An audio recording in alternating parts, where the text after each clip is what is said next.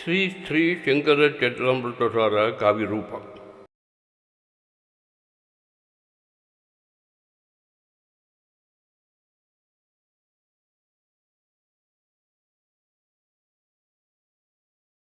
ಜ್ಯೋತಿರ್ಧಾಮದಲ್ಲಿ ಸುಮಾರು 4 ವರ್ಷಗಳ ಕಾಲ ಬದಲಿ ಕ್ಷೇತ್ರದಲ್ಲಿದ್ದು ಭಾಷ್ಯ ರಚಿಸಿ ಶಿಷ್ಯರಿಗೆ ಉಪದೇಶಿಸಿ ಯೋಗ, ಧ್ಯಾನ, ಸಿದ್ಧಿ, ಅದ್ವೈತ ಸಿದ್ಧಾಂತ ಇವುಗಳ ಬಗೆಗೆ ಸರಿಯಾದ ತಿಳುವಳಿಕೆ ನೀಡಿದರು ಶಂಕರರು.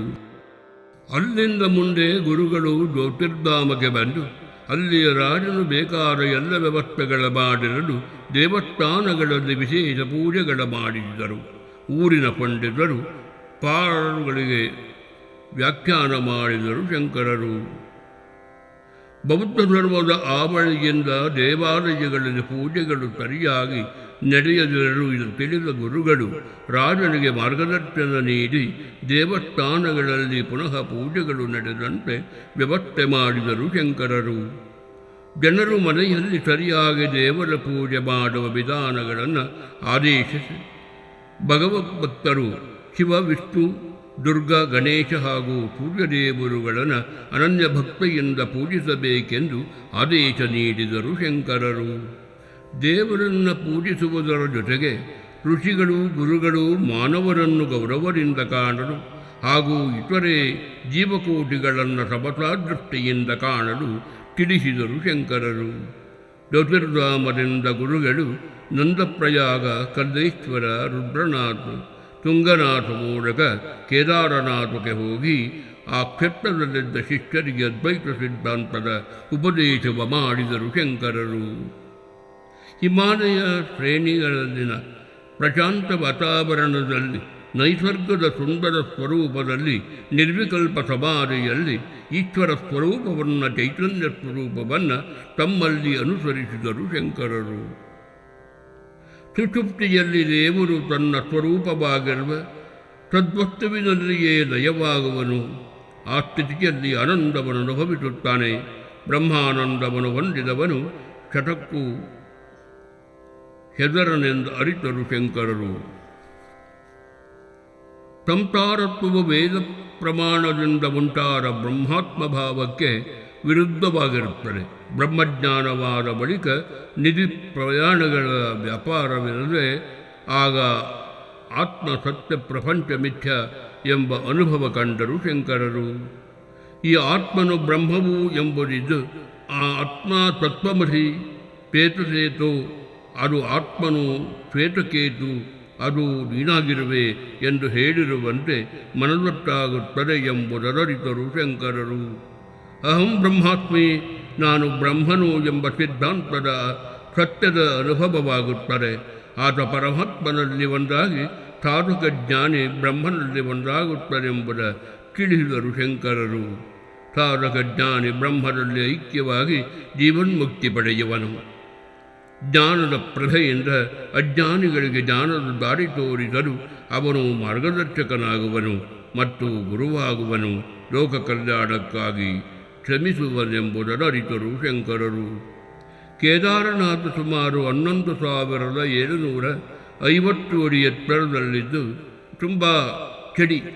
ಶಿಷ್ಯರು ಚಳಿಯಿಂದ ಕಷ್ಟಪಡುತ್ತಿದ್ದುದ ಕಂಡು ತಮ್ಮ ತಪಸ್ಸಿನ ಶಕ್ತಿಯಿಂದ ಹತ್ತಿರದಲ್ಲಿ ಒಂದು ಕಲ್ಲು ಬಂಡೆಗಳಿಂದ ಮುಟ್ಟಿದ್ದ ಬಿಸಿ ನೀರಿನ ಬುಗ್ಗೆಯ ಗುರುತಿಸಿದರು ಶಂಕರರು. ರಾಜನಿಗೆ ಆ ಬಿಸಿ ನೀರಿನ ಬುಗ್ಗೆಯ ಬಿಡಿಸಿ ನೀರು ಹೊರಬರುವಂತೆ ಮಾಡಲು ಮಾರ್ಗವ ಸೂಚಿಸಿದರು. ಬಿಸಿ ನೀರಿನಿಂದ ತುಂಬ ಸಹಾಯವಾಯಿತು. ಸ್ವಲ್ಪ ದಿನ ಕೇದಾರದಲ್ಲಿದ್ದು ನಂತರ ಗೋಮುಖಿಗೆ ಪ್ರಯಾಣಿಸಿದರು ಶಂಕರರು.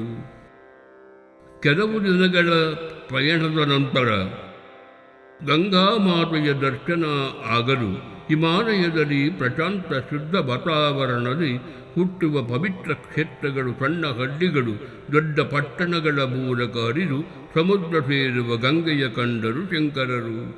ಹಲವಾರು ದಿನಗಳ ಪ್ರಯಾಣದ ಅಲಕ್ಷ್ಯದಿಂದ ಬಳಲಿದ್ದ ಗುರುಗಳಿಗೆ ಗೋಮುಖದಂತೆ ಕಾಣುವ ಶಿಲೆಯಿಂದ ಹೊರಬರುವ ಗಂಗೆ ನೋಡಿದೊಡನೆ ಉಲ್ಲಾಸವಾಗಲು ಸಂತಸದಿಂದ ಗಂಗೆಯ ಅನುಗ್ರಹಕ್ಕಾಗಿ ಪ್ರಾರ್ಥಿಸಿದರು ಶಂಕರರು.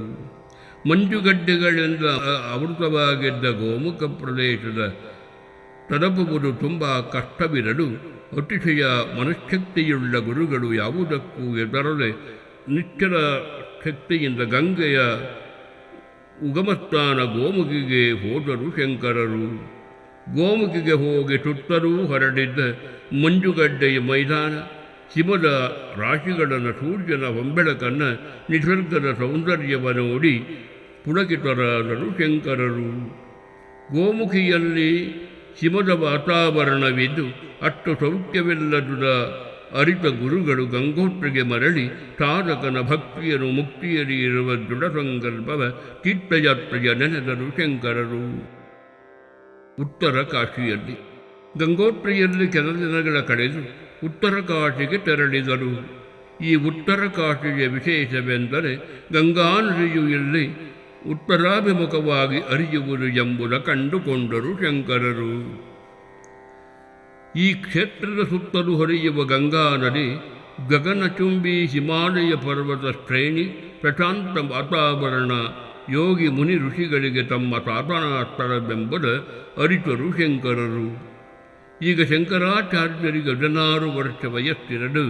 ಹಿಂದೆ ಜ್ಯೋತಿಷಿಗಳು ಹೇಳಿದ್ದಂತೆ ಅವರ ಭೂಲೋಕದ ದೈಹಿಕ ಜೀವನದ ಆಯುಸ್ಸು ಕೊನೆಯಾಗುತ್ತಾ ಬಂದಿರಲು ಇದರಲ್ಲಿದ್ದ ಅವರು ಸುಷುಪ್ತಿ ಸಮಾಧಿ ಸ್ಥಿತಿಯಲ್ಲಿ ಇದ್ದರು ಶಂಕರರು. ಅಜ್ಞಾನದಿಂದ ಚೈತನ್ಯ ಸ್ವರೂಪ ಪರಮಾತ್ಮನ ನಿಜರೂಪ ಸರಿಯಾಗಿ ತಿಳಿಯದೆ ಭ್ರಮೆಯಿಂದ ಭೇದಭಾವ ಬರುತ್ತದೆ. ಜ್ಞಾನ ಉಂಟಾದಾಗ ಬ್ರಹ್ಮದ ನಿರುಸ್ವರೂಪ ತಿಳಿಯುವುದು. ಇದು ಕತ್ತಲಲ್ಲಿ ಬಿದ್ದ ಹಗ್ಗದ ನೋಡಿ ಹಾವೆಂದು ಭ್ರಮಿಸುವಂತೆ ಎಂಬುದನ್ನರಿತರು ಶಂಕರರು. ಒಂದು ಮತ್ತೊಂದೆಂದು ತೋರುವ ಭ್ರಾಂತಿಯೇ ಅಭಾಸವಿದ್ದು ಯಾವುದರಲ್ಲಿ ಅಧ್ಯಾಸವಾಗುವುದೋ ಅದನ್ನು ಅಧಿಷ್ಠಾನ ಎಂದು ಕರೆಯುವುದು. ಬೇರೆ ಬೇರೆ ಸ್ವಭಾವದ ಆತ್ಮ ಪರಮಾತ್ಮ ಎಂಬ ಧರ್ಮಗಳ ವಿಂಗಡಿಸಿ ತಿಳಿಯದೆ ಆಧ್ಯಾತ್ಮಕ್ಕೆ ಕಾರಣವೆಂಬುದನ್ನರಿತರು ಶಂಕರರು. ಒಂದನ್ನು ಮತ್ತೊಂದೆಂದು ಭಾವಿಸುವ ತಪ್ಪು ತಿಳುವಳಿಕೆಯ ಭ್ರಾಂತಿಗೆ ಕಾರಣವಾಗಿ ಒಂದು ಧರ್ಮವನ್ನು ಮತ್ತೊಂದರ ಧರ್ಮವೆಂದು ಭಾವಿಸುವ ತಪ್ಪು ತಿಳುವಳಿಕೆಗೆ ಕಾರಣವೆಂಬುದನ್ನರಿತರು ಶಂಕರರು. ಆತ್ಮನೂ ಆತ್ಮನ ಧರ್ಮಗಳು ಸತ್ಯ, ಅನಾತ್ಮವೂ ಅದರ ಧರ್ಮಗಳು ಮಿಥ್ಯೆ. ಅನೃತ ಅದು ತೋರಿದರೂ ನಿಜ ಆದುದಿರದೆ ಆತ್ಮನು ನಾನೆಂಬ ಅರಿವಿಗೆ ಗೋಚರವಾಗುವನೇ ಹೊರತು ಅದು ಅವರ ಸ್ವರೂಪವಲ್ಲವೆಂಬುದನ್ನರಿತರು ಶಂಕರರು.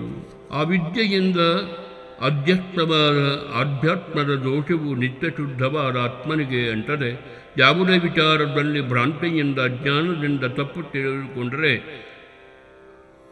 ಆದುದರಿಂದ ದೋಷವು ಸ್ವಲ್ಪವೂ ಸಂಬಂಧಿಸುವುದಿಲ್ಲವೆಂಬುದನ್ನು ಅರಿತರು ಶಂಕರರು.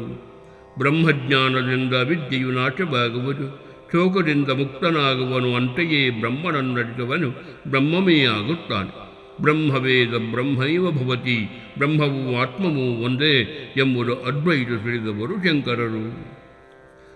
ಆಭರಣಗಳು ಬೇರೆ ಬೇರೆ ರೂಪದಲ್ಲಿರಬಹುದಾದರೂ ಅದರಲ್ಲಿರುವುದು ಚಿನ್ನ ಒಂದೇ. ಹಾಗೆಯೇ ಒಂದು ಮಡಿಕೆಯ ಅಲ್ಲಿರುವ ಆಕಾಶ, ಹೊರಗಿರುವ ಆಕಾಶ ಒಂದೇ ತೋರಿಕೆಗೆ ಮಡಿಕೆಯ ಆಕಾರದಂತೆ ಬೇರೆಂದು ಭ್ರಮಿಸುವುದೆಂಬುದು ಕಂಡರು ಶಂಕರರು. ಚೈತನ್ಯ ಸ್ವರೂಪಿ ಪರಮಾತ್ಮ ಬ್ರಹ್ಮವೊಂದೇ ಎಂಬುದು ಸರಿಯಾದ ಜ್ಞಾನವೊಂದೇ ಮಾತ್ರ ಸಾಧ್ಯವಿದ್ದು ಬ್ರಹ್ಮನ ಚೈತನ್ಯ ಸ್ವರೂಪವ ಸರಿಯಾಗಿ ತಿಳಿಯುವಾಗ ವೈಜ್ಞಾನಿಕ ಪ್ರವೃತ್ತಿ ಇರಬೇಕೆಂಬುದನ್ನು ಅರಿತರು ಶಂಕರರು. ಬ್ರಹ್ಮದ ಚೈತನ್ಯ ಸ್ವರೂಪವನ್ನು ಸರಿಯಾಗಿ ತಿಳಿಯುವಾಗ ವೈಜ್ಞಾನಿಕ ಪ್ರವೃತ್ತಿ ಇರಬೇಕು. ಒಂದು ಹತ್ತಿ ಹಣ್ಣನ್ನು ಬಿಚ್ಚಿದರೆ ಅದರಲ್ಲಿರುವ 100 ಬೀಜಗಳಲ್ಲಿ ಒಂದು ಬೀಜವ ತೆಗೆದು ಆ ಬೀಜದಲ್ಲಿ ಮರವಾಗುವ ಚೈತನ್ಯವನ್ನು ಅರಿತರು ಶಂಕರರು. ಆಗ ಸರ್ವಾಂತರ್ಯಾಮಿ ಚೈತನ್ಯ ಸ್ವರೂಪಿ ಬ್ರಹ್ಮನ ನಿಜ ಸ್ವರೂಪವ ಅನುಭವವಾಗುವುದು. ಆ ಚೈತನ್ಯದ ಕಣ್ಣಿನಲ್ಲಿ ನೋಡುವ ದೃಷ್ಟಿಯ ಹಿನ್ನೆಲೆಯಲ್ಲಿರುವ ಚೈತನ್ಯದಲ್ಲಿ ಹೀಗೆ ನಾವು ಕಾಣಬೇಕೆಂಬುದನ್ನು ಅರಿತರು ಶಂಕರರು. ಈ ಸರ್ವಾಂತರ್ಯಾಮಿ ಚೈತನ್ಯ ಸ್ವರೂಪಿ ಬ್ರಹ್ಮನಿಗೂ ನಮ್ಮ ಹೃದಯದ ಅಂತರಾಳದಲ್ಲಿರುವ ಆತ್ಮನಿಗೂ ಯಾವ ಭೇದವಿರುವುದಿಲ್ಲ. ಇದೇ ಸತ್ಯ, ಇದು ಎಂದೆಂದಿಗೂ ಸತ್ಯವೇ ಇರುವುದೆಂಬುದು ಮನಗಂಡರು ಶಂಕರರು. ಒಂದು ಲೋಟ ನೀರಿಗೆ 1 ಚಮಚ ಸಕ್ಕರೆ ಹಾಕಿ ಚೆನ್ನಾಗಿ ಕರಗಿದರೆ ಸಕ್ಕರೆ ಕರಗುತ್ತದೆ. ಕಣ್ಣಿಗೆ ನೀರಿನಲ್ಲಿ ಸಕ್ಕರೆ ಕಾಣಿಸದು, ಅಂದ ಮಾತ್ರಕ್ಕೆ ನೀರಿನಲ್ಲಿ ಸಕ್ಕರೆ ಇಲ್ಲೆಂದು ಹೇಳಲಾಗದು ಎಂಬುದನ್ನರಿತರು ಶಂಕರರು. ಒಂದು ದಿನ ಗುರುಗಳು ಶಿಷ್ಯರಿಗೆ ಪಾಠ ಹೇಳಿಕೊಡುತ್ತಿರುವಾಗ ಘಟನೆಯೊಂದು ನಡೆದು ಒಬ್ಬ ಬ್ರಾಹ್ಮಣ ಮುದುಕ ಬಂದು ಗುರುಗಳನ್ನು ಕುರಿತು, ಅಯ್ಯ ಸನ್ಯಾಸಿ, ಶಿಷ್ಯರಿಗೆ ಏನು ಹೇಳಿಕೊಡ್ತಿರುವೆ ಎಂದು ಕೇಳಲು ಶಿಷ್ಯರು, ಬ್ರಾಹ್ಮಣ, ಇವರು ನಮ್ಮ ಗುರು ಶಂಕರಾಚಾರ್ಯರು, ಭಾಷಾ ಪಾಠ ಮಾಡುತ್ತಿರುವರು ಎಂಬುದ ಕೇಳಿದರು ಶಂಕರರು. ಆಗಲ ವೃದ್ಧ ಬ್ರಾಹ್ಮಣನು, ಎರೈ ಸನ್ಯಾಸಿಯೇ, ನೀನು ವೇದಾಂತ ಸೂತ್ರದ ಅರ್ಥವು ತಿಳಿದಿರುವುದೇ ಆದರೆ ಒಂದು ಸೂತ್ರದ ಅರ್ಥವ ಹೇಳು ನೋಡೋಣವೆನ್ನಲು ಗುರುಗಳು ವೃದ್ಧನಿಗೆ ನಮಸ್ಕರಿಸಿ ಕುಳಿತುಕೊಳ್ಳಲು ಹೇಳಿ ಯಾವ ಸೂತ್ರಕ್ಕೆ ಅರ್ಥ ಹೇಳಲಿ ಎಂದು ಕೇಳಿದರು ಶಂಕರರು. ಆಗ ಆ ಬ್ರಾಹ್ಮಣನು 3ನೇ ಅಧ್ಯಾಯದ 1ನೆಯ ಭಾಗದ 1ನೆಯ ಸೂತ್ರ ತದತ್ತರ ಪ್ರತಿಫತೌ ಎಂಬ ಸೂತ್ರದ ಅರ್ಥವ ಹೇಳಿಸಲು, ಈ ಸೂತ್ರವು ಜೀವಿಯ ದೇಹತ್ಯಾಗದ ನಂತರ ಕರ್ಮಗಳ ಮುಂದಿನ ಜನ್ಮಕ್ಕೆ ಕೊಂಡೊಯ್ಯುವುದೆಂಬುದ ಹೇಳಿದರು ಶಂಕರರು. ಗುರುಗಳು ಹೇಳಿದ ಸೂತ್ರದ ಭಾಷ್ಯವ ವಿವರಿಸಲು ಆ ಬ್ರಾಹ್ಮಣನ ಅನೇಕ ಪ್ರಶ್ನೆಗಳಿಂದ ಉತ್ತರವನ್ನು ನಿರಾಕರಿಸಲು ಅದಕ್ಕೆ ಗುರುಗಳು ವಿವರವ ನೀಡಿದರು. ಚರ್ಚೆ ಬಹಳ ಹೊತ್ತು ನಡೆದು ಮುಂದೂಡಿ 7 ದಿನಗಳು ನಡೆಯುವುದ ಕಂಡರು ಶಂಕರರು. ಈ ದೀರ್ಘವಾದ ಚರ್ಚೆಯನ್ನು ಎಲ್ಲ ಉಪನಿಷತ್ತುಗಳ ವಿಚಾರ, ಪುರಾಣಗಳ ವಿಮರ್ಶೆ, 4 ವೇದಗಳ ವಿಷಯಗಳು ಬಂದು ಹೋಗುತ್ತವೆ. ಶಿಷ್ಯರಿಗೆ ಚರ್ಚೆ ಅದ್ಭುತವಾಗಿ ತೋರುತ್ತಿರಲು ಗುರುಗಳ ಸಾಮರ್ಥ್ಯ, ವಿಷಯ ಸಂಗ್ರಹಣ, ಭಾಷೆಯ ಪ್ರೌಢಿಮೆ ತೋರಿದರು ಶಂಕರರು. ಚರ್ಚೆಯು ಹೀಗೆಯೇ ಮುಂದುವರಿಯುತ್ತಿದ್ದುದನ್ನು ನೋಡಿದ ಪದ್ಮಪಾದರು ಗುರುಗಳ ಭೇಟಿ ಮಾಡಿ, ಗುರುಗಳೇ, ನಿಮ್ಮೊಡನೆ ಚರ್ಚಿಸುವ ಬ್ರಾಹ್ಮಣನಿಗೆ ಎಲ್ಲ ವಿಷಯವೂ ಚೆನ್ನಾಗಿ ತಿಳಿದಿದೆ. ವೇದವ್ಯಾಸರೇ ಬ್ರಾಹ್ಮಣ ವೇಷದಿ ಬಂದಿರಬಹುದೆಂಬುದು ಹೇಳಲು ನಗುತ್ತಾ ಒಪ್ಪಿದರು ಶಂಕರರು. ಮಾರನೆಯ ದಿನ ಉದ್ದ ಬ್ರಾಹ್ಮಣ ಚರ್ಚೆಗಾಗಿ ಆಗಮಿಸಲು ಗುರುಗಳು, ಮುನಿಗಳೇ, ನೀವು ಯಾರೆಂದು ತಿಳಿಸಿ ತಾವು ಪೂಜ್ಯ ವ್ಯಾಸ ಮಹರ್ಷಿ ಕೃಷ್ಣದ್ವೈಪಾವನರೆಂಬುದಾಗಿ ನಮಗೆ ನಂಬಿಕೆಯ ಅನುಗ್ರಹಿಸಿರಿ ಎಂದರು ಶಂಕರರು. ಗುರುಗಳ ತತ್ವಸಿದ್ಧಿಯ ಪಾಂಡಿತ್ಯವ ಗ್ರಹಿಸಿದ್ದ ಬ್ರಾಹ್ಮಣನು ಒಡನೆಯೇ ತನ್ನ ನಿಜಸ್ವರೂಪವ ತೋರಿಸಿ ಗುರುಗಳು ಸಾಕ್ಷಾತ್ ವ್ಯಾಸ ಮಹರ್ಷಿಗಳನ್ನು ನೋಡಿ, ಎಲ್ಲಿ ಕೃಷ್ಣದ್ವೈಪಾಯನ ಮುನಿಯೇ, ನೀನು ಪರೋಪಕಾರಕ್ಕಾಗಿ ದೀಕ್ಷಾಬದ್ಧನೆಂದರು ಶಂಕರರು. ನೀನು 18 ಪುರಾಣಗಳ ರಚಿಸಿ ಎಲ್ಲವನ್ನೂ ತಿಳಿದಿರುವ ನೀನು ವೇದಗಳನ್ನು 4 ಭಾಗಗಳನ್ನಾಗಿ ವಿಂಗಡಿಸಿರುವೆ. ನೀನೇ ನಾರಾಯಣನೆಂದು ನಿನ್ನ ದರ್ಶನದಿಂದ ನಾನು ಮಾಡಬೇಕಿದ್ದ ಕರ್ತವ್ಯ ಪೂರೈಸಿದಂತಿದೆ ಎಂದರು ಶಂಕರರು. ವ್ಯಾಸರು ಸಂತಸದಿಂದ, ಪ್ರಿಯ ಶಿಷ್ಯನೇ, ನೀನು ನನ್ನ ಪುತ್ರ ಶುಕನಂತೆ ಪ್ರೀತಿಪಾತ್ರನಾಗಿರುವೆ. ಮಹಾದೇವ ಶಂಕರನ ಅನುಗ್ರಹದಿಂದ ನೀನು ನನ್ನ ಸೂತ್ರಗಳಿಗೆ ಭಾಷ್ಯವ ರಚಿಸಿರುವೆ ಎಂಬುದು ಹೇಳಲು ಸಂತಸಪಟ್ಟರು ಶಂಕರರು. ನಂತರ ಗುರುಗಳು ತಾವು ರಚಿಸಿರುವ ಸೂತ್ರಭಾಷ್ಯವ ವ್ಯಾಸರಿಗೆ ಕೊಟ್ಟು, ಗುರುಗಳೇ, ಕರುಣಾಳವಾದ ತಾವು ದರ್ಶನ ಕೊಟ್ಟಿರುವುದನ್ನು ಪುಣ್ಯವೇ ಸರಿ. ನಾನು ತಮ್ಮ ಸೂತ್ರಭಾಷ್ಯ ಗ್ರಂಥ ರಚನೆಯ ದುಸ್ಸಾಹಸ ಮಾಡಲೆನೆಂದರು ಶಂಕರರು. ವ್ಯಾಸ ಮುನಿಗಳು ಶಂಕರರಿದ್ದ ಸೂತ್ರಭಾಷ್ಯಗಳ ಓದಿ, ಮಗು, ನನ್ನ ಭಾಷ್ಯದಲ್ಲಿ ಅಂತರ್ಗತವಾಗಿರುವ ತಿಳಿಸದೇ ಯಾವ ವಿಷಯಗಳಿಂದ ನೀನು ವಿವರಿಸಿರುವೆ, ವೇದಾಂತದ ಸಕಲ ಅರ್ಥಗಳನ್ನು ಕ್ರೋಢೀಕರಿಸಿರುವೆ ಎಂದು ಕೊಂಡಾಡಿದ ಕೇಳಿಸಿಕೊಂಡರು ಶಂಕರರು. ಮೀಮಾಂಸಾ, ವ್ಯಾಕರಣ, ತರ್ಕಶಾಸ್ತ್ರಬದ್ಧವಾದ ವಾಕ್ಯಾರ್ಥ ಪದಾರ್ಥ ಪ್ರಮಾಣಗಳನ್ನೆಲ್ಲ ಚೆನ್ನಾಗಿ ಹಿಡಿದಿರುವೆ. ಸನ್ಯಾಸದ ಪರಮಹಂಸ ಪದವಿಯ ಪ್ರಜ್ವಲಗಳಿಸಿರುವೆ. ಅದ್ವೈತದ ನಿಜ ಸ್ವರೂಪವ ತೋರಿಸಿದೆ ಎನ್ನಲು ಸಂತಸಪಟ್ಟರು ಶಂಕರರು. ಇಂತಹ ಗ್ರಂಥರಚನೆ ಮಹಾದೇವ ಶಿವನ ಅಂಶವಾದ ನಿನ್ನಿಂದ ಮಾತ್ರ ಸಾಧ್ಯ. ನಿನ್ನ ಗುರು ಗೋವಿಂದಪಾದ, ಅವರ ಗುರು ಗೌಡಪಾದರು ನಿನ್ನ ಶಿಷ್ಯ ಪರಂಪರೆಗೆ ಸೇರಿದವರು. ಗೌಡಪಾದರು ನನ್ನ ಶಿಷ್ಯ ಹಾಗೂ ಪುತ್ರ ಶುಕನ ಶಿಷ್ಯನೆಂದಲು ಸಂತಸಪಟ್ಟರು ಶಂಕರರು. ನೀನೂ ನನ್ನ ಶಿಷ್ಯನೇ ಸರಿ. ನಿನ್ನ ಭಾಷ್ಯರಚನೆಯ ಮುಂದುವರೆಸಿ ಮಿಕ್ಕ 2 ಪ್ರಸ್ಥಾನಗಳಾದ ಶ್ರುತಿ ಮತ್ತು ಸ್ಮೃತಿಗಳಿಗೂ ಭಾಷ್ಯವ ರಚಿಸಲು ಹೇಳಿದರು. ಆಗ ಶಂಕರರು, ಗುರುಗಳೇ, ಆ ಭಾಷ್ಯಗಳನ್ನು ರಚಿಸುವೆನೆಂದು ವ್ಯಾಸರಿಗೆ ಭರವಸೆ ಕೊಟ್ಟರು ಶಂಕರರು. ಶಂಕರರು ಗುರುಗಳಿಗೆ ನಮಸ್ಕರಿಸಿ ಹೇಳಿದರು, ಗುರುಗಳೇ, ನಾನು ತಮ್ಮ ಅಪೇಕ್ಷೆಯಂತೆ ಮಾಡಬೇಕಾದುದನ್ನೆಲ್ಲ ಮಾಡಿರುವೆ. ಭಾಷ್ಯವ ರಚಿಸಿರುವೆ, ಭಾಷ್ಯಪಾಠ ಮಾಡಿರುವೆ ಮತ್ತು ಪ್ರಚಾರವ ಮಾಡಿರುವೆ. ತಾವು ಅನುಮತಿಯಿತ್ತರೆ ದೇಹತ್ಯಾಗ ಮಾಡುವೆನೆಂದರು ಶಂಕರರು. ಆಗ ಅಲ್ಲಿ ನೆರೆದಿದ್ದ ಶಿಷ್ಯರೆಲ್ಲರಿಗೂ ದಿಗ್ಭ್ರಮೆಯಾಯಿತು. ವ್ಯಾಸಮಹರ್ಷಿಗಳು ಕ್ಷಣಕಾಲ ಮೌನ ತಾಳಿ ವ್ಯಾಸರು ಏನು ಹೇಳಿರುವರೆಂದು ತಮ್ಮ ಗುರುಗಳಿಗೆ ಏನು ಆಗುವುದೆಂದು ಚಿಂತಾಕ್ರಾಂತರಾದ ಕಂಡರು ಶಂಕರರು. ಆಗ ವ್ಯಾಸರು, ಮಗವೇ, ನೀನು ತಿಳಿದಿರುವಂತೆ ನಿನ್ನ ಕರ್ತವ್ಯಗಳು ಇನ್ನೂ ಮುಗಿದಿಲ್ಲ. ನೀನು ಮಾಡಬೇಕಾದದ್ದು ಇನ್ನೂ ಇದೆ. ನೀನಿನ್ನೂ ಹಲವಾರು ಖ್ಯಾತ ಪಂಡಿತರನ್ನವನು ವಾದಿಸಿ ಸರಿಯಾದ ತಿಳುವಳಿಕೆ ಕೊಡೆಂದರು. ಅದಕ್ಕೆ ಹೇಳಿದರು ಶಂಕರರು, ಹಿಂದೂ ಧರ್ಮದ ಪ್ರಚಾರಕ್ಕಾಗಿ ಇನ್ನು ಹಲವಾರು ವರ್ಷಗಳ ಕಾಲ ನೀನು ಬದುಕಿರಬೇಕು. ನಿನಗೀಗ 16 ವರ್ಷ ವಯಸ್ಸು. ಈಗ ನಾನು ನಿನಗೆ ಈಶ್ವರನ ಇಚ್ಛೆಯಂತೆ ಇನ್ನೂ 16 ವರ್ಷಗಳ ಆಯುಷ್ಯನ್ನು ದಯಪಾಲಿಸಿದ್ದೇನೆಂದರು. ತಲೆದೂಗಿದರು ಶಂಕರರು. ನೀನು ಪವಿತ್ರ ಭಾರತದ ಉದ್ದಗಲಕ್ಕೂ ಸಂಚರಿಸಿ ಸನಾತನ ವೇದ ಧರ್ಮವನ್ನು ಪ್ರಚಾರ ಮಾಡಬೇಕಿದೆ. ಇದು ನಿನ್ನಿಂದ ಮಾತ್ರ ಸಾಧ್ಯ.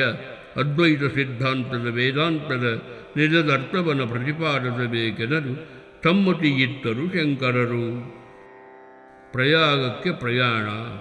ವ್ಯಾಸರ ಆದೇಶವರಿದು ಯತಿಗಳು ಕುಮಾರನ ಭಟ್ಟನ ಭೇಟಿ ಮಾಡಲು ನಿರ್ಧರಿಸಿದರು. ಕುಮಾರನ ಭಟ್ಟನು ಪ್ರಯಾಗದಲ್ಲಿರುವುದ ತಿಳಿದು ಪ್ರಯಾಗಕ್ಕೆ ಪಯಣವ ಮಾಡಿ ತ್ರಿವೇಣಿ ಸಂಗಮರಲ್ಲಿ ಸ್ನಾನ ಮಾಡಿದರು ಶಂಕರರು.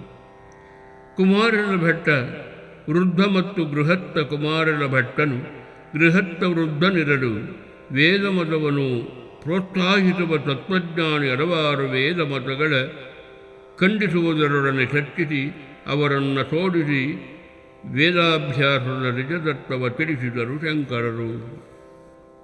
ಕುಮಾರನ ಭಟ್ಟನು ದಕ್ಷಿಣ ಭಾರತದ ಚೋಳರಾಜ್ಯದವನಿದ್ದು ದಕ್ಷಿಣದಿಂದಲೇ ಚೆನ್ನಾಗಿ ವೇದಾಭ್ಯಾಸ ಮಾಡಿದ ಇವರು ನಂತರ ಬೌದ್ಧ ಮತದ ಪ್ರಭಾವಕ್ಕೆ ಒಳಗಾಗಿ ಅದರ ಬಗೆಗೆ ಹೆಚ್ಚು ತಿಳಿಯಲು ನಳಂದದಲ್ಲಿ ಧರ್ಮಪಾಲನೆಂಬ ಬೌದ್ಧ ಭಿಕ್ಷುವಿನಲ್ಲಿ ಕಲಿತರೆಂಬುದರಿತರು ಶಂಕರರು.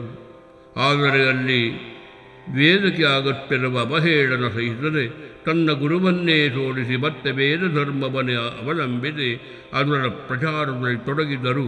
ಇವರ ಕಾರ್ಯಕ್ಕೆ ಅಲ್ಲಿನ ರಾಜರುಗಳು ಹೆಚ್ಚಿನ ಪ್ರೋತ್ಸಾಹ ಕೊಟ್ಟುದ ತಿಳಿದರು ಶಂಕರರು. ಹೀಗೆ ಕುಮಾರನ ಭಟ್ಟ ಅನೇಕ ಬೌದ್ಧ ಜೈನ ಪಂಡಿತರನ್ನು ತರ್ಕದಲ್ಲಿ ಸೋಲಿಸಿ ಹಿಂದೂ ಧರ್ಮದ ಪುನರುತ್ಥಾನ ಮಾಡಿದರು. ಅವರು ಮೀಮಾಂಸ, ಶಾಸ್ತ್ರಶ್ಲೋಕ, ವರ್ತಿಕ, ತಂತ್ರೋವರ್ತಿಕ, ಮಸ್ತಿಕ ಮುಂತಾದ ಗ್ರಂಥಗಳ ಪಾಂಡಿತ್ಯ ಪಡೆದಿದ್ದರರಿತರು ಶಂಕರರು. ಕುಮಾರನ ಭಟ್ಟನು ಘನ ವಿದ್ವಾಂಸನಿದ್ದು ಇವರಿಗೆ ಚೂಡಾಮಣಿ ರಾಜ್ಯದ ರಾಜನ ಸ್ಥಾನದಲ್ಲಿ ವಿಶೇಷ ಸ್ಥಾನವಿರಲು ಸಂಸ್ಕೃತ, ತಮಿಳು, ಲ್ಯಾಟಿನ್, ಗ್ರೀಕ್, ಪಾರಸಿ, ಪಾಡಿ, ಗುಜರಾತಿ, ಪ್ರಾಕೃತ ಭಾಷೆಗಳಲ್ಲಿ ಪಂಡಿತನ ಕಂಡರು ಶಂಕರರು. ಕುಮಾರನ ಭಟ್ಟನು ಅನೇಕ ಗ್ರಂಥಗಳನ್ನಲ್ಲದೆ ಹಲವು ತತ್ವಗ್ರಂಥಗಳಿಗೆ ವಾರ್ಷಿಕೆಗಳ ರಚಿಸಿದನು. ಮೂಲ ಗ್ರಂಥಕಾರರ ವಿಚಾರವ ಗ್ರಹಿಸಿ ಭಾಷ್ಯದಲ್ಲಿ ಹೇಳಿರುವ ವಿಷಯವ ವಿಮರ್ಶಾತ್ಮಕವಾಗಿ ಪ್ರತಿಪಾದಿಸಿರುವುದು ಅರಿತರು ಶಂಕರರು. ದಕ್ಷಿಣ ಭಾರತದಲ್ಲಿ ಬೌದ್ಧ ಜೈನ ಮತಗಳು ಪ್ರಬಲವಾಗಿದ್ದಾಗ ಅದನ್ನು ಖಂಡಿಸುವುದರಲ್ಲಿ ಕುಮಾರನ ಭಟ್ಟನ ಪಾತ್ರ ಮಹತ್ವದ್ದು. ಕರ್ನಾಟಕದಲ್ಲಿ ಸುಧನ್ಯರಾಜನು ಜೈನ ಮತಕ್ಕೆ ಹೆಚ್ಚಿನ ಪ್ರೋತ್ಸಾಹ ನೀಡುತ್ತಿರಲು ಅದು ತಿಳಿದ ಕುಮಾರನರು ಜೈನ ಪಂಡಿತರು ತೋರಿಸಿರುವುದ ತಿಳಿದರು ಶಂಕರರು. ಹೀಗೆ ಪರಿವರ್ತನೆಯಾದ ಸನ್ನಿವೇಶವು ಮುಂದೆ ಶಂಕರನು ವೈದಿಕ ಮತ ಪ್ರಚಾರ ಮಾಡಲು ಹೆಚ್ಚಿನ ಸಹಾಯವಾಗಲು ಕುಮಾರನರು ಅವೈದಿಕ ಮತದ ಮೂಲತತ್ವಗಳ ತಿಳಿದು ಖಂಡಿಸಿ ವೈದಿಕ ಧರ್ಮವ ಮಂಡಿಸಿ ಗೌರವತನದಿಂದ ಅರಿತರು ಶಂಕರರು. ವೈದಿಕರ ಕರ್ಮಕಾಂಡದ ವಿಷಯದಲ್ಲಿ ಬೌದ್ಧರ ಮಹತ್ವದ ಖಂಡನೆ ಇರಲು ಕುಮಾರನರು ಆ ಖಂಡನೆಯನ್ನು ನಿರಾಕರಿಸಿ ವೈದಿಕ ಧರ್ಮದ ಕರ್ಮಕಾಂಡವ ಸದೃಢ ಆಧಾರದ ಮೇಲೆ ನೆಲೆ ನಿಲ್ಲುವಂತೆ ಮಾಡಿರುವುದು ಕಂಡರು ಶಂಕರರು. ಕುಮಾರನರ ವೇಗ ಸ್ತಂಭದ ಕರ್ಮಕಾಂಡವ ಪ್ರಚಾರ ಮಾಡಿ ಧಾರ್ಮಿಕ ಕ್ರಾಂತಿ ಮಾಡಿದ ಶಿಷ್ಯರಲ್ಲಿ ಪ್ರಮುಖರಾದರು. ಪ್ರಭಾಕರ, ಮಂಡನ ಮಿಶ್ರ ಮತ್ತು ಉಂದೇಕ ವಾರ್ಷಿಕಗಳ ರಚಿಸಿ ಪ್ರಸಾರ ಮಾಡಿರುವ ಕಂಡರು ಶಂಕರರು. ಕುಮಾರನ ಭಟ್ಟರನ್ನು ಶಂಕರರು ಭೇಟಿ ಮಾಡಿದಾಗ ಅವರು ತಮ್ಮ ಜೀವನದ ಕಡೆಯ ದಿನಗಳಲ್ಲಿದ್ದರು. ತಾವು ಹಿಂದೆ ಬೌದ್ಧ ಗುರುಗಳನ್ನು ನಿಂದಿಸಿ ಸೋಲಿಸುತ್ತಿದ್ದುದ ಪ್ರಾಯಶ್ಚಿತ್ತವಾಗಿ ಭಟ್ಟದ ಹೊಟ್ಟಿನ ರಾಶಿಯ ಮಧ್ಯದಲ್ಲಿರುವ ಕುಂಡದಲ್ಲಿ ಕುಳಿತಿದ್ದರು ಶಂಕರರು. ಬೆಂಕಿಯ ಹಾಕಿಸಿಕೊಂಡು ಆ ತಪಾಗ್ನಿಯಲ್ಲಿ ಆತ್ಮಾರ್ಪಣೆ ಮಾಡಿಕೊಳ್ಳಲು ಹೊಟ್ಟಿನ ಅಗ್ನಿಕುಂಡವ ಹೇರಿದ್ದರು. ಅವರ ಅನೇಕ ಶಿಷ್ಯರು ಸುತ್ತಲೂ ದುಃಖಿಸುತ್ತಿರಲು ಶಂಕರರು ಬಂದಿರುವುದ ತಿಳಿದ ಕುಮಾರನ ಭಟ್ಟರು ನಮಿಸಿದ ಕಂಡರು ಶಂಕರರು. ತಾವು ಬಂದ ಉದ್ದೇಶವೇನೆಂದು ಕೇಳಲು ಶಂಕರರು ಪಂಡಿತರೆ, ವೇದವ್ಯಾಸರ ಆದೇಶದ ಮೇರೆಗೆ ನಾನು ಇಲ್ಲಿಗೆ ಬಂದಿರುವೆ. ಅದ್ವೈತ ಸಿದ್ಧಾಂತದ ಸರಿಯಾದ ತಿಳುವಳಿಕೆಗಾಗಿ ನಾನು ಪ್ರಸ್ಥಾನತ್ರಯ ಭಾಷ್ಯ ರಚಿಸಿರುವೆನೆಂದರು ಶಂಕರರು. ತಾವು ಈ ಭಾಷ್ಯಕ್ಕೆ ಟಿಪ್ಪಣಿ ಬರೆಯಬೇಕಿದೆ. ಅಗ್ನಿಯನ್ನು ನಾನು ಆರಿಸಲು ಅನುಮತಿಯ ಕೊಡಿರಿ ಎಂದರು ಕುಮಾರರಿಗೆ. ಅತೀವ ಸಂತಸವೊಂದೆಡೆಯಾದರೆ ಅಗೆಯೇ ದುಃಖವೊಂದೆಡೆ ಇರುವುದ ಕಂಡರು ಶಂಕರರು. ಶಂಕರರಂತಹ ಆಚಾರ್ಯರನ್ನು ನೋಡಿದ ಭಾಗ್ಯ, ಅವರೊಡನೆ ವಿಚಾರ ಮಾಡುವ ಸೌಭಾಗ್ಯ, ಆದರೆ ಅವರು ಹೇಳಿದಂಥ ಟಿಪ್ಪಣಿ ಬರೆಯಲು ಆಗದಂಥ ಸನ್ನಿವೇಶ ಕುಮಾರರು ಚಿತೆಯೇರಲು ಈ ವಿಚಾರವು ಮೊದಲೇ ಗೊತ್ತಿದ್ದರೆ ಚಿತೆಗೇರುತ್ತಿರಲಿಲ್ಲವೆಂಬ ಕೇಳಿದರು ಶಂಕರರು. ಈಗ ಕಾಲ ಮಿಂಚಿದೆ. ನಾನು ಈಗ ಚಿತೆಯಿಂದ ಹೊರಬರಲಾರೆ. ನನ್ನ ಸಂಕಲ್ಪ ಈಡೇರಬೇಕಾಗಿದೆ. ಸಹೃದಯ ವಿಚಾರಶೀಲ ಶಂಕರರೇ, ತಾವು ತಮ್ಮ ಭಾಷ್ಯಕ್ಕೆ ಟಿಪ್ಪಣಿ ಬರೆಯಬೇಕೆಂದು ಅಪೇಕ್ಷಿಸಿದ್ದೀರಿ. ಇದರಿಂದ ನನ್ನ ಪಾಂಡಿತ್ಯಕ್ಕೆ ಗೌರವವಿದ್ದಕ್ಕೆ ಕೃತಜ್ಞತೆಯೆಂದು ಹೇಳಿದರು ಶಂಕರರು. ಈ ಕೆಲಸವನ್ನು ನಾನು ಮಾಡಲಾಗದಿದ್ದರೂ ನನ್ನ ಶಿಷ್ಯ ಮಂಡನ ಮಿಶ್ರ ನನ್ನಷ್ಟೇ ಸಮರ್ಥನಿದ್ದು ಅವನನ್ನು ಚರ್ಚೆಯಲ್ಲಿ ಸೋಲಿಸಬೇಕು. ಅವನ ಪತ್ನಿ ಉಭಯಭಾರತಿಯನ್ನು ಮಧ್ಯಸ್ಥರನ್ನಾಗಿ ಮಾಡಿಕೊಳ್ಳಿರಿ ಎಂಬುದು ಕೇಳಿದರು ಶಂಕರರು. ಮಂಡನ ಮಿಶ್ರನ ಗೆದ್ದರೆ ಪಂಡಿತರೆಲ್ಲರ ಗೆದ್ದಂತೆ ಅವನನ್ನು ಗೆದ್ದು ಪರಿವರ್ತಿಸಿದರೆ ಅವನು ಟಿಪ್ಪಣಿ ಬರೆಯುವುದು ಎಂದು ಹೇಳಿದರು. ಬೆಂಕಿಯು ಕುಮಾರರನ್ನು ಆವರಿಸಲು ಧರ್ಮಪಾಲನೆಗಾಗಿ ಒಬ್ಬ ಹಿಂದೂ ಪ್ರಾಯಶ್ಚಿತ್ತ ಪಾಲಿಸುತ್ತಿದ್ದುದ ಕಂಡರು ಶಂಕರರು. ಈ ಗಂಭೀರ ದೃಶ್ಯವು ಎಲ್ಲವನ್ನೂ ಮುಖರನ್ನಾಗಿಸಲು ಎಲ್ಲರೂ ತಮ್ಮ ಗೌರವವು ಸೂಚಿಸಿದರು. ಯತಿಗಳು ತಾರಕ ಬ್ರಹ್ಮವನ್ನು ಉಪದೇಶ ಮಾಡಲು ಆದ ಸ್ವೀಕರಿಸಿದ ಕುಮಾರರು ತಮ್ಮ ದೇಹತ್ಯಾಗವ ಮಾಡಿದುದ ಕಂಡರು ಶಂಕರರು. ಆತ್ಮವು ಭೌತಿಕ ದೇಹಕ್ಕಿಂತ ಬೇರೆಯಾದರು. ಅದು ಮನುಷ್ಯನ ಪಂಚೇಂದ್ರಿಯಗಳನ್ನು ಮೀರಿದುದು. ಇಂದ್ರಿಯಗಳಿಗೆ ಚೈತನ್ಯ ಶಕ್ತಿಯಿಲ್ಲ. ಅಜ್ಞಾನಿಗಳು ಇಂದ್ರಿಯಗಳನ್ನು ಆತ್ಮವೆಂದು ಭಾವಿಸುತ್ತಾರೆ. ಜ್ಞಾನಿಯು ಆತ್ಮನಿಗಾಗಿಯೇ ತಿಳಿದಿರುವುದೆಂಬುದು ಅರಿತರು ಶಂಕರರು. ಬ್ರಹ್ಮವನ್ನು ಚೆನ್ನಾಗಿ ತಿಳಿದವರೆಂಬ ಭ್ರಮೆಯಿಂದ ಇಂದ್ರಿಯ ಮನೋಬುದ್ಧಿಗಳಲ್ಲಿ ಆತ್ಮವನ್ನು ನೋಡಿ ನಾನೇ ಬ್ರಹ್ಮವೆಂದು ನನ್ನನ್ನು ನಾನು ಚೆನ್ನಾಗಿ ಅರಿತಿರುವನು ಎಂಬ ತಪ್ಪು ಭಾವನೆ ಬರಬಾರದೆಂಬುದನ್ನು ಅರಿತರು ಶಂಕರರು. ಬ್ರಹ್ಮನನ್ನು ಆತ್ಮನಿಂದಲರಿಯಬೇಕು. ಬೆಂಕಿಯು ತನಗಿಂತ ಬೇರೆಯಾದ ವಸ್ತುವನ್ನು ಸುಡುತ್ತದೆಯೇ ಹೊರತು ತನ್ನನ್ನು ತಾನೇ ಸುಡುವುದಿಲ್ಲ. ಸಾಧಕ ಪ್ರತ್ಯೇಕಾತ್ಮನೆಂದು ಯಾವಾಗ ಬ್ರಹ್ಮನನ್ನು ಅರಿಯುತ್ತಾನೆಯೋ ಆಗ ಅದನ್ನು ಸರಿಯಾಗಿ ತಿಳಿಯುವನೆಂಬುದ ಅರಿತರು ಶಂಕರರು. ಬ್ರಹ್ಮಕ್ಕೆ ಆಕಾಶವೇ ಶರೀರವಿದ್ದು ಆಕಾಶದಂತೆ ಸೂಕ್ಷ್ಮವಿರುವುದು. ಇದರ ಅರಿವು ಮಿಂಚಿನಿಂದ ಉತ್ಪತ್ತಿಯಾಗುವ ಬೆಂಕಿಯಂತೆ ಬೆಳಕಿನಂತೆ ಕ್ಷಣಮಾತ್ರದಲ್ಲಿ ಕಣ್ಣು ಮಿಟುಕಿಸುವುದರಲ್ಲಿ ಪ್ರಕಟವಾಗುವುದು ಅನುಭವವೆಂಬುದ ಕಂಡರು ಶಂಕರರು. ಯಾವುದು ವಾಕ್ಯದಿಂದ ವ್ಯಕ್ತವಾಗುವುದಿಲ್ಲವೋ, ಯಾವುದರಿಂದ ವಾಕ್ ವ್ಯಕ್ತವಾಗುವುದಿಲ್ಲವೋ, ಯಾವುದನ್ನು ಮನಸ್ಸಿನಿಂದ ಮನನ ಮಾಡಲು ಆಗದೋ, ಯಾವುದರಿಂದ ಮನಸ್ಸು ಮನವ ಮಾಡಲ್ಪಟ್ಟಿದೆಯೋ ಅದನ್ನೇ ಬ್ರಹ್ಮನೆಂಬುದನ್ನು ಅರಿತರು ಶಂಕರರು. ಯಾವುದನ್ನು ಕಣ್ಣಿನಿಂದ ನೋಡುವುದಿಲ್ಲವೋ, ಯಾವುದರಿಂದ ಕಣ್ಣುಗಳನ್ನು ನೋಡುತ್ತಾನೆಯೋ, ಯಾವುದನ್ನು ಕಿವಿಯಿಂದ ಕೇಳುವುದಿಲ್ಲವೋ, ಯಾವುದರಿಂದ ಕಿವಿಯು ಕೇಳಲ್ಪಡುವುದೋ, ಯಾವುದನ್ನು ಗ್ರಹಣದಿಂದ ಗ್ರಹಿಸುವುದಿಲ್ಲವೋ ಅದೇ ಬ್ರಹ್ಮವೆಂದು ತಿಳಿಯಬೇಕೆಂಬುದನ್ನು ಅರಿತರು ಶಂಕರರು.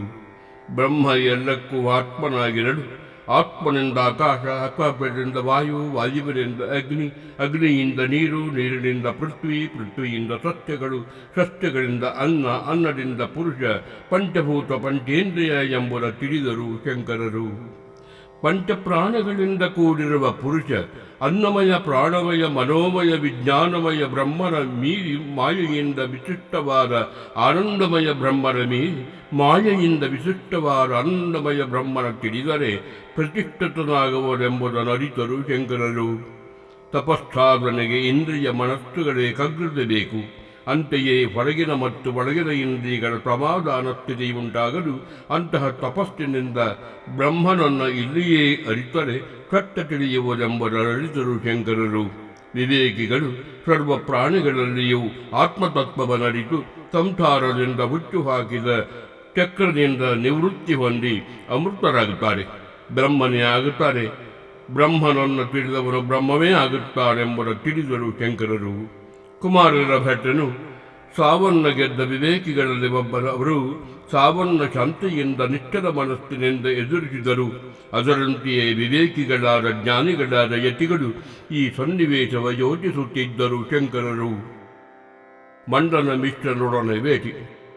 ಕುಮಾರನ ಭಟ್ಟರು ದೇಹತ್ಯಾಗ ಮಾಡಿದ ನಂತರ ಯತಿಗಳು ಕುಮಾರನ ಭಟ್ಟರು ಹೇಳಿದಂತೆ ಮಂಡನ ಮಿಶ್ರನ ಭೇಟಿ ಮಾಡಲು ಪಯಣವ ಮಾಡಿದರು. ಮಂಡನ ಮಿತ್ರರು ಮಹೀಪತಿ ಎಂಬ ನಗರದಲ್ಲಿ ವಾಸಿಸುತ್ತಿದ್ದುದ ತಿಳಿದರು ಶಂಕರರು.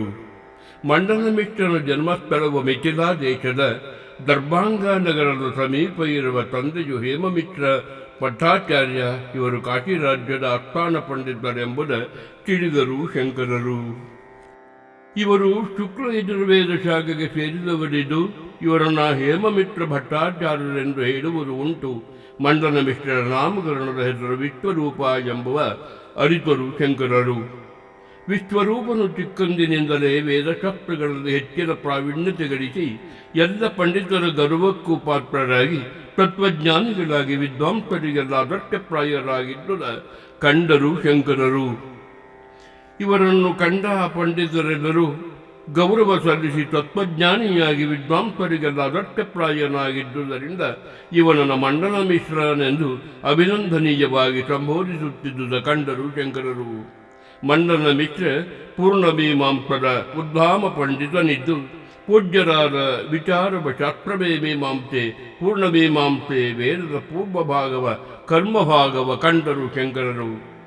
ಉತ್ತರ ಮೀಮಾಂಸವು ವೇದದ ಉತ್ತರ ಭಾಗದ ಉಪನಿಷತ್ತುಗಳ ಅರ್ಥವ ನಿರ್ಣಯ ಮಾಡುವುದು. ಪೂರ್ಣಮೀಮಾಂಸವು ವೇದ ಪ್ರಾಮಾಣ್ಯವನ್ನು ಭದ್ರವಾಗಿ ಸ್ಥಾಪಿಸಿದುದ ಕಂಡರು ಶಂಕರರು. ವೇದವಾಕ್ಯಗಳ ಹೇಗೆ ಅರ್ಥೈಸಬೇಕೆಂದು ಮೀಮಾಂಸಾಶಾಸ್ತ್ರ ವಿಮರ್ಶಿಸುತ್ತದೆ. ವೇದೋಕ್ತವಾದ ಸಮಾಚಾರ ಸಂಪನ್ನ ಮಾರ್ಗದಲ್ಲಿ ಯಾವಾಗಲೂ ಪ್ರದರ್ಶಿಸುತ್ತಾ ವೇದ ಸಂಹಿತ ಯಜ್ಞಗಳ ಫಲಾಪೇಕ್ಷೆಯಿಲ್ಲದೆ ಇದ್ದುದ ಕಂಡರು ಶಂಕರರು. ವೇದ ಸಂಹಿತ ಯಜ್ಞಗಳನ್ನು ಫಲಾಪೇಕ್ಷೆಯಿಲ್ಲದೆ ದೇವತೆಗಳಿಗೆ ಸಂತುಷ್ಟಿಯನ್ನುಂಟು ಮಾಡ್ತಾ ಪಿತೃ ಸಂತೃಪ್ತಿ ಮಾಡ್ತಾ ಅತಿಥಿಗಳನ್ನು ಆಧರಿಸಿ ಪೂಜಿಸಿ ಸಂತೃಪ್ತಿಗೊಳಿಸುತ್ತಾ ಪಂಚವಿಧ ಯಜ್ಞಾಚರಣೆಯಿಂದ ಧರ್ಮ ಆಚರಿಸುತ್ತಿದ್ದುದ ಕೇಳಿದರು ಶಂಕರರು. ಗೃಹಸ್ಥಾಶ್ರಮದಿಂದ ಮನೋನೈರ್ಮಲ್ಯ ಪಡೆದು ನಿರ್ಮಲ ಚಿತ್ತದಿಂದ ವೈರಾಗ್ಯ ಹೊಂದಿ ಪ್ರವೃತ್ತಿ ಮಾರ್ಗದಿಂದ ಮೋಕ್ಷ ಸಾಧಿಸುವಂತೆ ತಂದೆ ಭಟ್ಟಾಚಾರ್ಯರು ಆಗ ವಿಶ್ವರೂಪನಿಗೆ ಉಪದೇಶಿಸಿದ ಕಂಡರು ಶಂಕರರು. ಪ್ರಪಂಚದ ಉತ್ಪತ್ತಿಗೆ ಕರ್ಮವೇ ಕಾರಣವಿರಲು ಅದರ ದಶೆಯಿಂದ ಜಗತ್ತಿನ ಸಂರಕ್ಷಣಾ ವ್ಯಾಪಾರವು ನಡೆಯುತ್ತದೆ. ಚರಾಚರ ವಸ್ತುಗಳೆಲ್ಲವೂ ಲಯವಾಗುತ್ತಿರುವುದು ಕರ್ಮದಿಂದಲೇ ಎಂಬುದ ಮಂಡನ ಮಿತ್ರರ ಕರ್ಮಕಾಂಡ ಕಂಡರು ಶಂಕರರು. ಸಕಲ ಪ್ರಾಣಿಗಳು ಕರ್ಮವನ್ನೇ ಆಶ್ರಯಿಸಿರಲು ಎಲ್ಲವ ತಿಳಿಸಿ ಮೋಕ್ಷ ಗಳಿಸುವುದು ಕರ್ಮವೇ ಆಗಿರುವುದೆಂಬುದ ತಿಳಿಸಿ ಕರ್ಮ ಪರಿತ್ಯಾಗವೆಂಬುದು ಅಸಾಧ್ಯ, ವಿಧಿವಿಹಿತ ಕರ್ಮಗಳೇ ತತ್ಕರ್ಮವೆನಿಸುವುದು ಮಂಡನ ಮಿತ್ರರ ಕರ್ಮಕಾಂಡದಲ್ಲಿ ತಿಳಿದರು ಶಂಕರರು. ಎಲ್ಲ ಆಶ್ರಯಗಳಿಗೂ ಆಶ್ರಯವಾಗಿ ಸಕಲ ಭೂತಗಳಿಗೂ ಉಪಚರಿಸಲು ಅರ್ಹವಾದ ಗೃಹಸ್ಥಾಶ್ರಮವ ಪಡೆದು ವೇದದ ಇತರರಿಗೆ ಅಧ್ಯಯನ ಮಾಡಿದ್ದರು ಇತರರಿಗೆ ಮಾರ್ಗದರ್ಶನ ಮಾಡುತ್ತ ಅತಿಥಿ ಸತ್ಕಾರಕ್ಕೆ ನೆರವಾಗುವ ಮಂಡನ ಮಿತ್ರರ ಅರಿತರು ಶಂಕರರು. ಸೃಷ್ಟಿಕರ್ತ ಬ್ರಹ್ಮನು ಕರ್ಮಕಾಂಡದ ಉದ್ಧರಿಸಲು ಭೂಮಿಯಲ್ಲಿ ಮಂಡನ ಮಿತ್ರನಾಗಿ ಅವತರಿಸಿದನೆಂದು ಅವನ ಪತ್ನಿ ಸರಸ್ವತಿಯು ಭಯಭಾರತಿಯಾಗಿ ಜನಿಸಿದಳೆಂಬುದನ್ನು ಅರಿತರು ಶಂಕರರು. ಅನುರೂಪಳಾದ ಪುತ್ರಿಯ ಒಬ್ಬ ವರನಿಗೆ ಕೊಟ್ಟು ವಿವಾಹ ಮಾಡಲು ವರನ ಕುಲ, ಶೀಲ, ವಿದ್ಯಾ, ಪಾಂಡಿತ್ಯ ಸೌಂದರ್ಯ, ಧನಾನುಕೂಲ ಮತ್ತು ಆತನಿಗಿರುವ ಬಂಧುಜನ ಸಹಾಯ ಸಂಪತ್ತುಗಳನ್ನು ತಿಳಿಯಬೇಕೆಂಬ ಹಿರಿಯರ ಅನುಭವೋಕ್ತಿಗೆ ಗ್ರಹಿಸಿದರು ಶಂಕರರು.